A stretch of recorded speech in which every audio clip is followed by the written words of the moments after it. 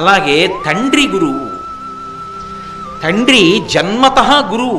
ఎందుచేత అంటే మనకి వేదం ప్రమాణం. ఏది చెప్పాలన్నా వేదం యజుర్వేదంలో రుద్రాధ్యాయంలో పరమశివుణ్ణి స్తోత్రం చేస్తూ ఒక మాట అంటారు. నమ శంకరాయ చ మయస్కరాయ చ నమ శివాయ చ శివతరాయ చ అంటారు. శంకరాయ చ, ఈ లోకంలో ఈ శరీరానికి కావలసినటువంటి సుఖాలన్నిటినీ ఇవ్వాలి అని వెంపర్లాడిపోయేవాడు ఎవరంటే తండ్రి. కొడుకు సంతోషించాలి, అది తండ్రికి ఉబలాటం. చిత్రం ఏమిటంటే తాను ఏది పొందలేకపోయాడో అది కొడుకు పొందితే తను పొందిన కన్నా ఎక్కువ సంతోషిస్తాడు తండ్రి.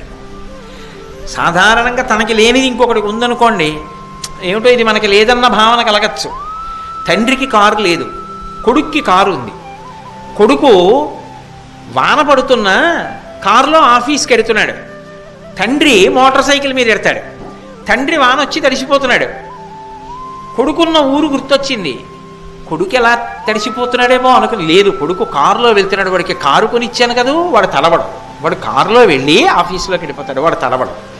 తడిసి ముద్దయిపోతున్న తండ్రి తడవకుండా కారులో వెడుతున్నాడు కొడుకు అనుకుని మురిసిపోతాడు. ఆ కారు ఇచ్చిన వాడెవరు? ఈ తండ్రే. ఈ శరీరమునకు కావలసిన సుఖములను గురించి తండ్రి ముందు ఆలోచిస్తాడు. ఈ ఆలోచించడం ఎంతవరకు ఉంటుందంటే ఆఖరికి తన శరీరానికి చాలా బడలిక కలిగితే, అది రోగగ్రస్తం అవుతున్నా కూడా అది రోగగ్రస్తం అవుతోందని కొడుక్కి చెప్పడం. ఎందుకని అంటే ఇది చెప్పాను అనుకో, పాపం వాడు నాకు శుశ్రూష చేస్తాడేమో, ఇంకెన్నాళ్ళు ఉంటాను, ఎందుకు అనవసరంగా అంత డబ్బు ఖర్చు, వాడి పిల్లలకు పనికొస్తుంది, మనవరాలి పెళ్ళికి పనికొస్తుంది, ఇప్పుడు నేను బతికుండి ఏం చెయ్యాలి కనుక అంటాడు. తన రోగాన్ని